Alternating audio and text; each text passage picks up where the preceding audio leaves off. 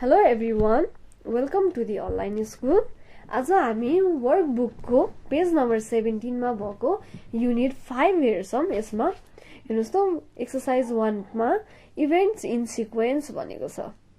Below are some of the main events in the life of Abraham Lincoln. Join them together as in example भनेछ। यो चाहिँ Abraham Lincoln को जीवनमा भएको महत्त्वपूर्ण घटनाहरू दिएको छ। यसलाई चाहिँ हामीले एक्जाम्पल मा दिए जसरी नै जोइन गर्नुपर्ने छ। हामीलाई 1 नम्बरमा एक्जाम्पल दिएको छ। हेर्नुस् त Lincoln moved to Illinois in 1830 for 4 years later he entered local politics भनेको छ। अब यसलाई लेख्नको लागि 4 years after moving to Illinois he entered local politics भनेको छ। यसमा दुईटा वाक्यलाई एउटैमा गरेको छ। हेर्नुस् त माथि फुल स्टप दिएर गरेको थियो भने यसमा यसलाई कमाले रिप्लेस गर्यो। यसमा फुल स्टप दिएन है। अब 2 नम्बरमा हेर्नुस् 2 years after that he passed his law examination भनेको छ। अब हामीले स्टार्ट गर्छौं 2 years after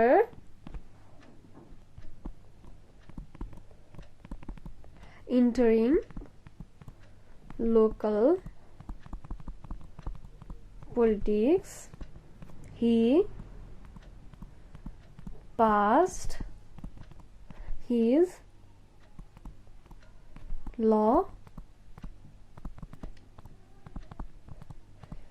examinations. अब क्वेशन नम्बर 3 मा 6 years later he married Mary Todd भनेको छ।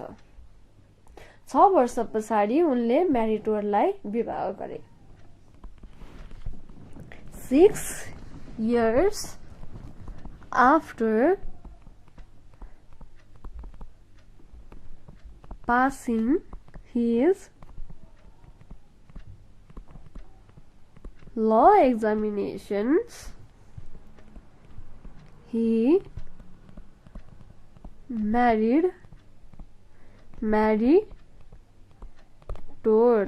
अब 3 नम्बरको गरिम। अब हामीले 4 नम्बरमा हेर्नुस् 5 years after that he was elected to Congress.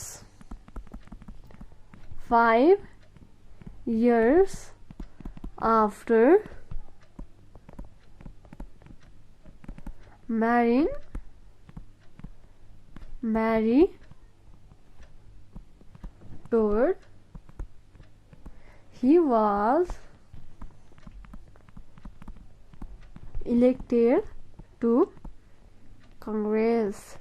फेरि यसमा म्यारी टोडलाई चाहिँ विवाह गरेर चाहिँ ऊ कांग्रेसमा इलेक्ट भएको भन्ने चाहिँ हैन, तर विवाह गरेको 5 वर्ष पश्चात चाहिँ ऊ कांग्रेसमा इलेक्टेड भए। अब 5 नम्बरमा 13 years later he became president. 13 years after being elected to Congress he became president. अब 6 नम्बरमा 3 years after that he abolished slavery. abolished भनेको हटाउनु। उनले त्यसको 3 वर्ष पछाडी दास प्रथालाई हटाए। 3 years after being president he abolished slavery. अब 7 नम्बरमा 2 years later he heard that civil war was over. 2 years after abolishing slavery he heard the civil war was over. यहाँ हामीले आफ्टरले सेन्टेन्सलाई जोडिराछौं र हामीले पास्ट इभेन्टलाई पनि जोडेको छौं है। अब 8 नम्बरमा a few days later he was assassinated. यसमा assassinated भनेको चाहिँ हत्या गर्नु, मारिनु है। अब ठुलो प्रसिद्ध मान्छेलाई चाहिँ assassinated गरियो भनिन्छ, जबकि उसलाई Mario भनिँदैन।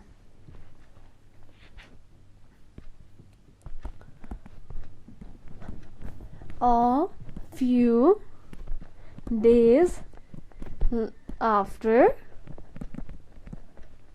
hearing that the civil war was over, he was assassinated. अब हामी अर्को पेजमा हेर्छौं, पेज नम्बर 18 मा एक्सरसाइज 2 छ। when did it happen? यो कहिले भयो त? Example Ann college start writing poetry. हामीलाई भनेको छ एन स्टार्टेड राइटिङ पोएट्री। हामीले आफ्टर, वाइल या बिफोर जे भए पनि युज गरेर बनाउन सक्छौं, अथवा हामी तीनटै युज गरेर बनाउँछौं।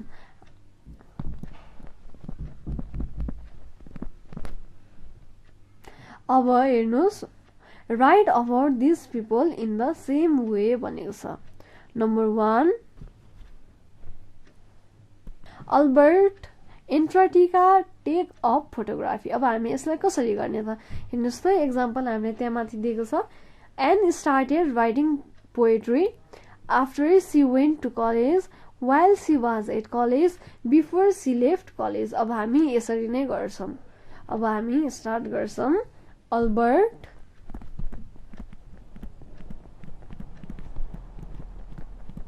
took up photography after he went to England। अब यसलाई हामी फेरि while युज गरेर गर्छौं। while he was in Africa. त्यस्तै गरेर before he left USA। अब हामी सेकेन्ड नम्बरमा जान्छौं। Lulu prison inherit 1 lakh pound भनेको छ। अब यसलाई लेख्दाखेरि हामी लुलु inherited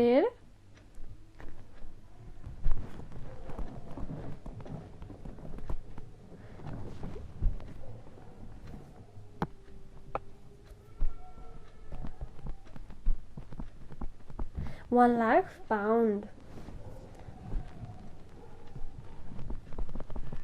यसमा हामी सबैमा हामीले आफ्टर, वाइल र बिफोर प्रयोग गर्छौं। After she went to prison,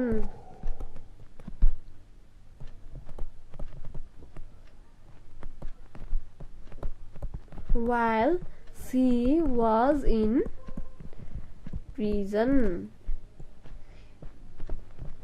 before she left prison। हेर्नुस् त, 1 नम्बरमा हामीलाई Albert Antarctica take up photography भनेको छ।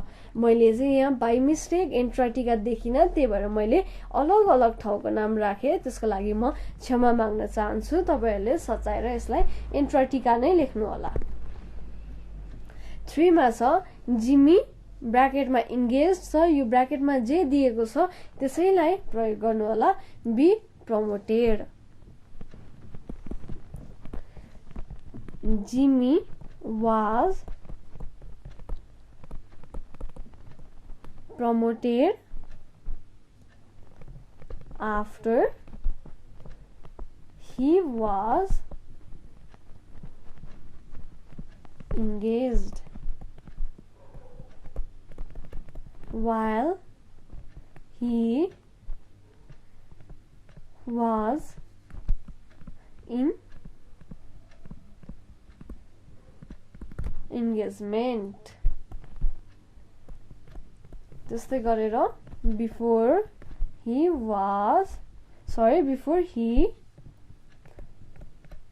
gave up his engagement. अब fourth number मा Kathy married to ED have a nervous breakdown. Kathy had nervous breakdown after she was married to Ed. While she was living with Ed.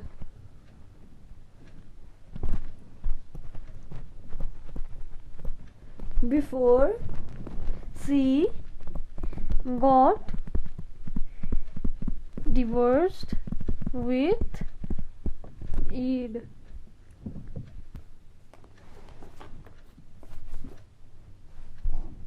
अब हामीसँग exercise 3 मा छ time preposition. यसलाई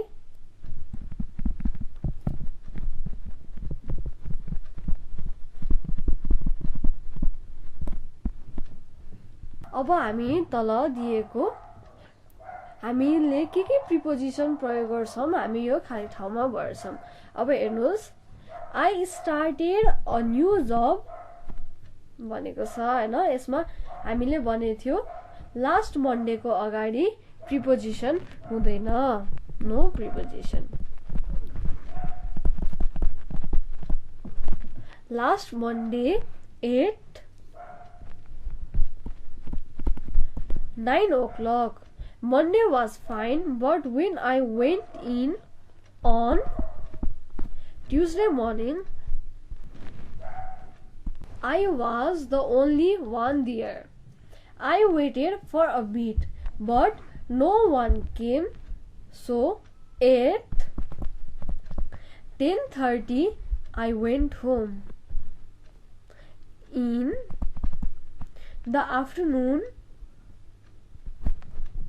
I phoned up my boss and he told me that the office is closed on Tuesday. Well, why didn't he tell me that the day before? अब 2 number मा हेर्नुस्.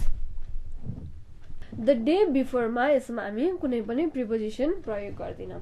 अब हामी हेर्छौं 2 number मा I went skating at Christmas. We flew from Heathrow at 4 o'clock in the afternoon on 20 December and got a Salzburg in the early evening, but the roads were icy and we didn't get to the hotel until 2 o'clock. यहाँ छ नि until 2 o'clock त्यसको अगाडि no preposition हुन्छ. अब in the morning को अगाडि हामीले preposition राख्यौं in. Unfortunately, I feel and hurt my leg on the first day, and the next morning I went skiing again, but I wasn't very good at it. Unfortunately, I fell and hurt my leg on the first day, and the next morning I went skiing again. I wasn't very good at it. I don't think I'll go again next year. अब next year को अगाडि no preposition हुन्छ.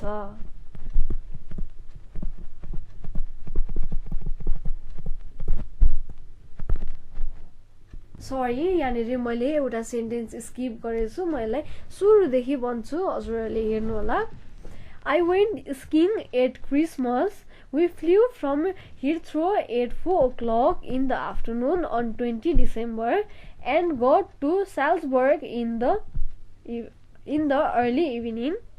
But the roads were icy and we didn't get to the hotel until छ त्यसमा no preposition हुन्छ 2 o'clock in the morning. Unfortunately, I fell and hurt my leg on the first day and had to spend a few days in bed.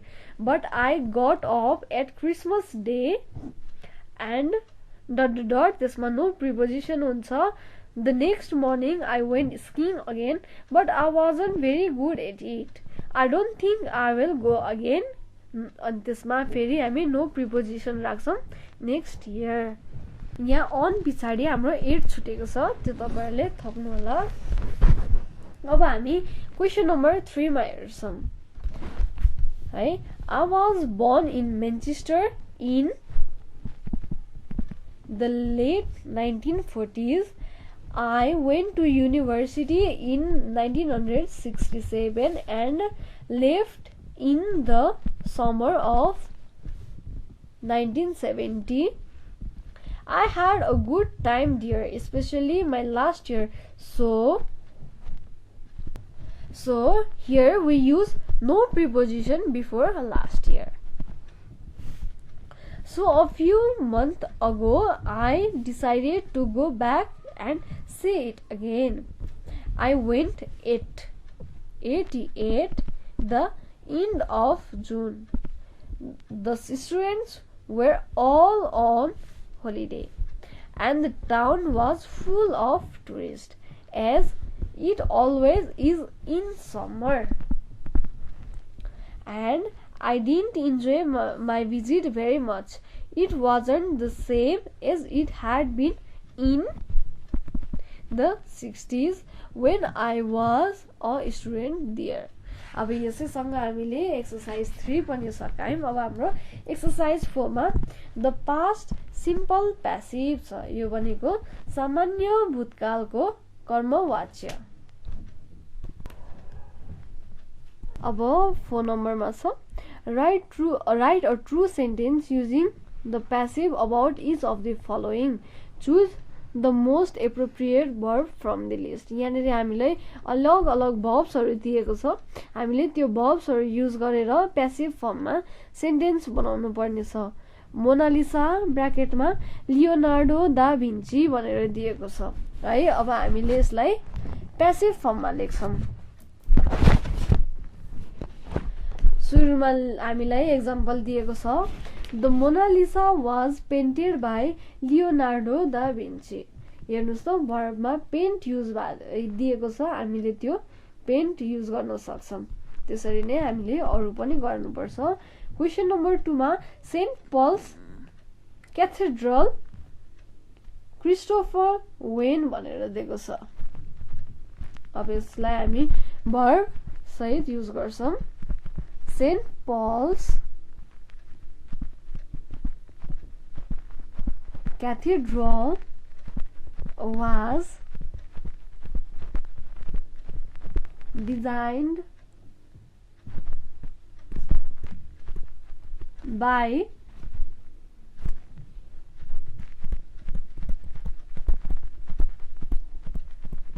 𝘂𝗶𝗹𝗹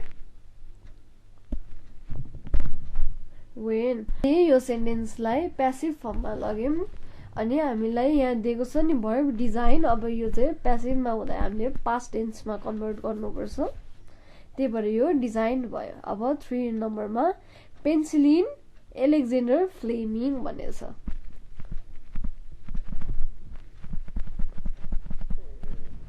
penicillin was discovered by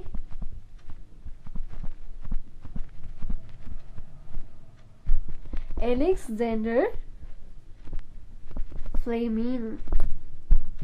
अब question number 4 मा London fire 1666 भनेछ.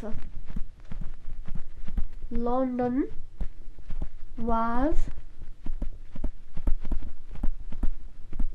destroyed by fire in 1666. 5 नम्बरमा the flush Lava tree भनेछ है. यो चाहिँ Thomas Crapper भनेछ. The flush lavatory was invented by Thomas Crapper. 6 नम्बरमा द पिरामिड्स एन्सिएन्ट इजिप्टियन्स भनेको छ. The pyramids were built by the ancient Egyptians. अब 7 नम्बरमा प्रेसिडेन्ट केनेडी डलास 1963 भनेछ. President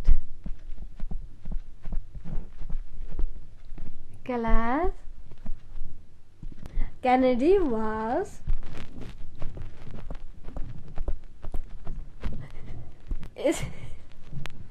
assassinated in Dallas in 1963. अब 8 नम्बरमा छ बोर्ग MCONENRO in Rome 1981. Wimbledon final. Borg was beaten by MC Inor in 1981.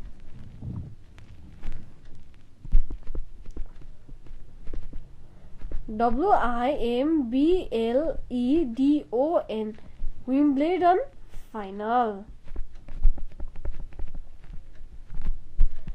9 नम्बरमा the society of others 1884. The Society of Authors was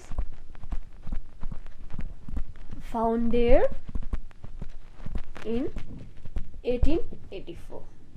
अब page number 20 मा छ careers.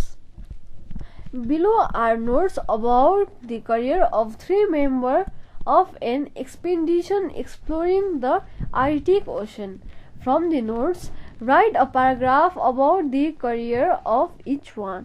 Do not give all the dates. Instead, link with the events. हामीले चाहिँ यहाँनिर सबै date मितिहरू लेख्न चाहिँ जरुरी छैन, तर के इभेन्ट्सहरू भएको छ त्यो लेख्नु पर्नेछ. त्यो लेख्नको लागि हामीले बिफोर, आफ्टर, व्हाइल, लेटर र व्हेन प्रयोग गर्न सक्छौं. सुरुमा हाम्रो लागि गरिदिएको छ Frank Balton was born in 1940 in London. He learned to sail in 1952 when he was 12 and 6 years later he. अब हामी he बाट स्टार्ट गर्छौं. तपाईहरुलाई लागिरा होला 6 वर्ष पछाडी चाहिँ उसले कसरी गर्यो त भनेर. 6 वर्ष पछाडी हो भन्ने तपाईले कसरी हो त भन्ने कन्फ्युजन हुन सक्छ. यसमा हेर्नुस् त यहाँनेरि 1940 र 1952 को बीचमा 6 वर्षको 6 + 6 = 12. 12 वर्षको फरक छ. हेर्नुस् त 1952 बाट 1940 गर्दाखेरि 12 वर्षको फरक निक्लिन्छ. यसै गरेर हामीले यो इयर्सलाई चाहिँ सबट्र्याक्ट गरेर निकाल्न सक्छौं.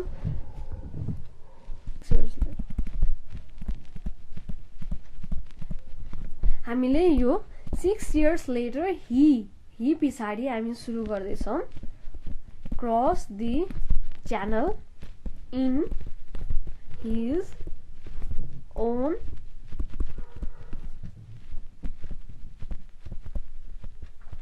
yacht यसको मतलब जहाज he began to work in merchant navy from 1959 to 1965. Within this period, the yacht was rigged भनेको पल्टिनु हो 3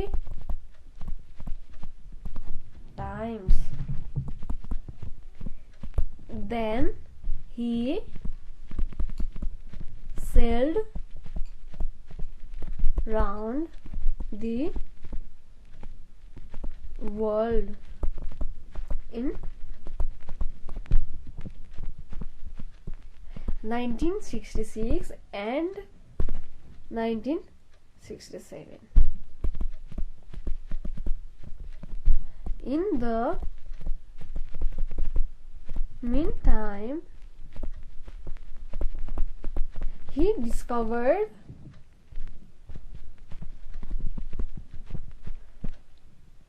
the island in the Pacific. हामीले यसमा यो डेट अनुसार दिएको छ यसैलाई हामीले प्याराग्राफमा मिलाएर लेखेको छौं तपाईहरुले एक्जाम्पलबाट नै बुझिसक्नु भयो होला म्यारिना सिफले र अर्को लास्टको तपाईहरुले एकचोटी आफै प्र्याक्टिस गर्नु होला समस्या भए तपाईहरुले फेरि हामीलाई सोध्न सक्नुहुन्छ अब हामीले यसैसँग युनिट 5 सकायौं अब अर्को भिडियोमा चाहिँ हामी स्टुडेन्ट बुकको युनिट 6 सुरु गर्छौं थ्यांक यू एभ्रीवन